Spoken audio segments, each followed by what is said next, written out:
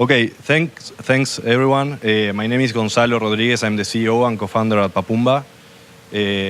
We are a developer of educational apps for kids under the age of 5.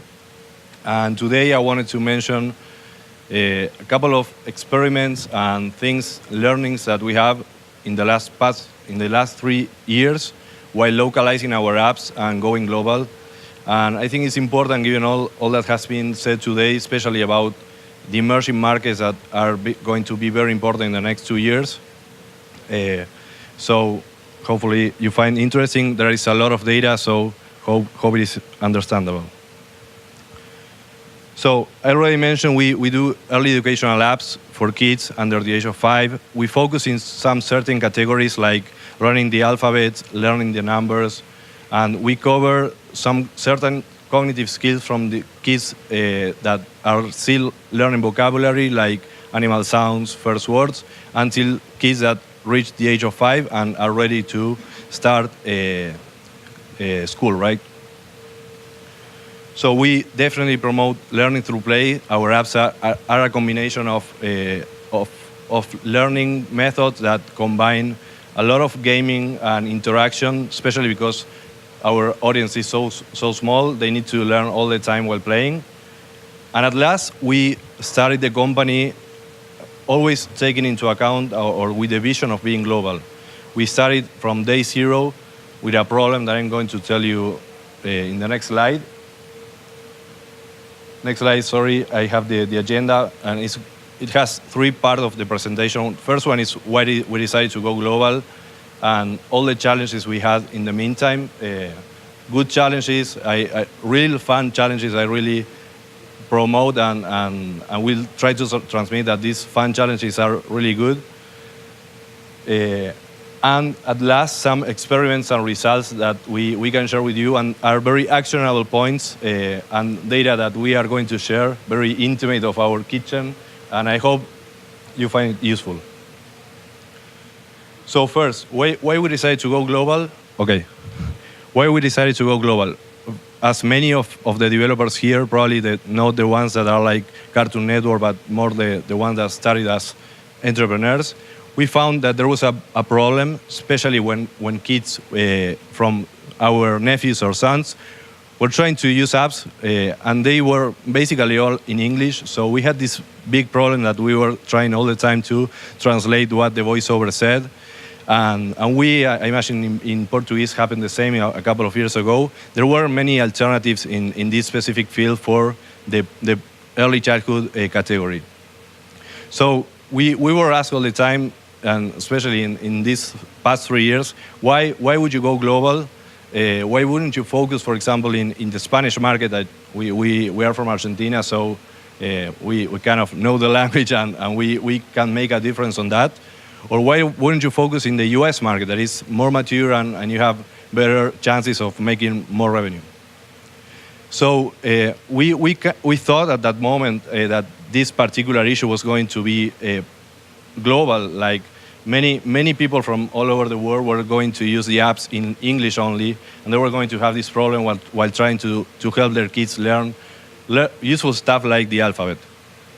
On the other hand, we found this opportunity 3 years ago that when we started the company, we found amazing translators and crowdsourcing services that probably 10 years ago, if we had this vision, would have been much more difficult. But at that specific moment, we found it was quite easy to get talented voiceovers in several languages. I'm going to tell you, we are localizing the apps in 15 languages.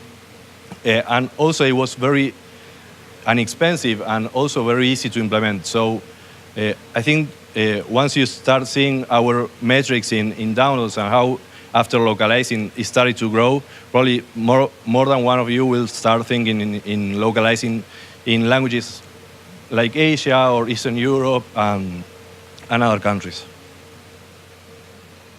So this graph, I like it a lot because when we launched our first app, it was an animal sounds app, very simple. But we launched it already in 3 languages. It was in Portuguese, in English, and in Spanish. And as you can see, probably Brazil was our first country in downloads for a period of 12 months.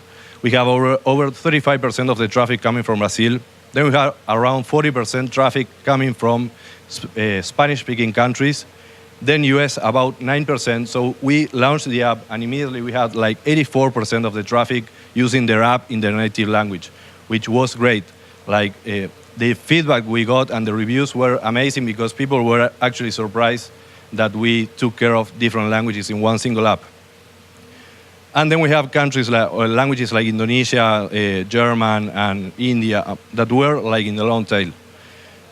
But we were still like obsessed with these last statistics. We were obsessed that 60%, 16% of the traffic were using the app in a foreign language. And we said, okay, this is happening like the same happened to us. It's happening in countries like France, in countries like Italy. So they are using an app and translating the app to their kids. So what we did right after, we took like localization. That was something that has been said a lot today. Like super serious. We decided to create a global team. I'm going to tell you how. I'm going to share our method to do it. We had to decide at what point which languages were going to be included, because there are too many languages and we have to make at least one cut. And the decision for us was pretty easy. We left some low languages or countries that potentially might be very good for revenue, but short in reach. And we decided to go for make a bet in the emerging countries, in the emerging markets. So we cover languages like Indonesia, Arabic, Hindi, Malaysia, Philippines, all with voiceovers in those countries. Voiceovers, and well, that is like the hardest part, like to get quality voiceovers. But everything is localized. Even the logo was localized in Hindi, and we were crazy trying to understand if we made the correct understanding. But it turned out great, and I'm going to tell you a little bit about it. And then we knew that we were going to fail on so many levels, especially because we were facing another cultures, and well, people have different visions. Like, for example, in some countries, something that you think that is good cultural for you might be completely the opposite in another culture. So we started to check the reviews all day and started to respond and understand which were our weaknesses in our apps. And we had a lot. But we started to, after conversation, we started to improve that a lot.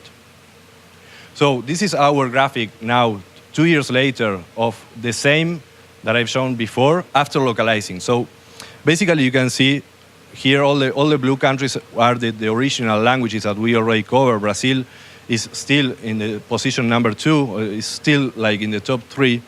But then we have a lot of new countries that are in the top position. And see, he's happy.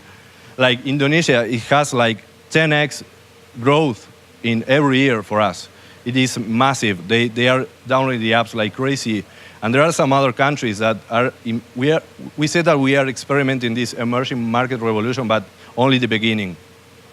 India, France, Turkey, Italy. France and Italy are obviously not emerging, but those are the countries that are now in our top 10 in downloads.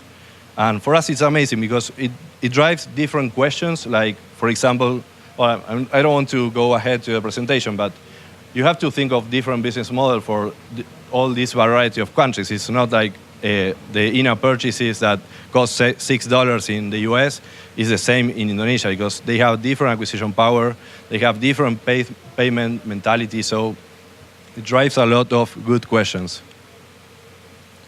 So what we did was we did something that we call inside the company. We did like a big audition, like an American Idol. We felt like Simon Cowell analyzing all kind of voiceovers from all over the world. And we interviewed more than 300 voiceovers because we needed to cover 15 languages. I see you're very happy because actually it was like a complete process that took about 2 or 3 months. We knew that we had to create a great team that would join us for the rest of the app, because it's like you get a voiceover that the kids like, and then you cannot change because that people doesn't work anymore as a voiceover. You have to find quality people. And then we had the other challenge, which was smaller, but still, we had to find quality translators and editors, because especially when you work in the kids industry, you need to be very delicate about everything that you say. And well, we found this good team that now is showing all our games. So final result after 400 people that we interview in this big audition, we have now a staff that works with us, 25 voiceover talents. We cover 15 languages, sorry. So we have 10 substitutes for any kind of thing. And then we have 30 translators with editors that help us review and check descriptions. We have we have all the time things that we get from the editors team review. For example, last time, a week ago, we had one word in Russian that says like child care, and there was a little symbol missing that says poison. So we get all the time these kind of situations, but it's something you can solve it quite easy. So the process took about 2 months, like I was saying, but the good thing about this is that now localizing an app for us into 15 languages, since we have all the text in the first language, it takes only 20 days. So it is very easy, and once you start thinking in the products that will be global, it's pretty easy in the technological side. It's much easier if you start thinking in being global from scratch than trying then to, start making some fixes. So this is another funny thing, because when we started, we obviously start revising everything with our ears that are Spanish. We understand a little bit of Portuguese, English, of course, and then we have a little of Italian that we understand too. So we knew that one of the challenges was to reach the same quality in all languages. For example, we said we need to reach the same quality in Malay, that is, I don't know, the crazy language for us. We don't understand anything, than in Spanish. That was our, let's say, our KPI. So we have this, we have to do a lot of understanding and reading reviews. This is a very good example of how a simple thing in the content can change a lot the reviews. Like in the Arabic language, we weren't that aware, but the pig is a very prohibited animal. Like in the culture, and especially for kids, it's like if you show the pig, you're messing up. Like, don't do it. So we got a lot of reviews that says that the app is quite good, but you cannot show this to my children. And we don't want to start doing this game that we have to adapt every part of the game to every language. But the reviews kept coming, and the rating came really down until 3.9. So after removing the pig, now the Arabic language is the first in our rating. And that is something I think is a good example of how by understanding and reading reviews, you can do a massive improvement in your ratings. So, and this is how it lies in our Animal Sounds app, which is the one that has more downloads, has around 4 million by now. This is the top languages in rating. So obviously Spanish, we speak Spanish, and we couldn't believe that in Arabic or in Russian we were doing better. But I think this is a very good point to understand, and for you to know that in those languages there are many options available for kids. So the users really appreciate when you create quality content for them. So it is impossible, I think, to get a better quality than your native language, but it seems to be very even, but there is a plus because you are doing it in the language that is not very common. And well, there is a very funny example that is Indonesia. Indonesia, as I was saying, is the first country in downloads with this app, but we have the lowest rating, it's 3.98. And after reading reviews, we understood what was happening. They used to say, Dikoba Dulu. Dikoba Dulu became like a word all the time in our head. And Dikoba Dulu means, I'm going to try the app first, and then I'm going to review. Happens that they forget to update the review. So it is a very interesting example also because sometimes you think that you have something wrong in your app and it's something cultural. And we ask for reviews to the users on a certain time, like in the third or fourth session. So it might be like a good idea to start thinking, for example, in Indonesia, don't ask right away because the users have this commitment to put a review and then evaluate the app. So these are the kind of things that we are learning by using the reviews. And well, there is obvious some percentage of the people that says that the in-app purchases are expensive, but that is the main issue, the Dikobatulu. Well, at last, this is what we are more focused now, because we have the app available we have downloads from 140 countries in 15 languages.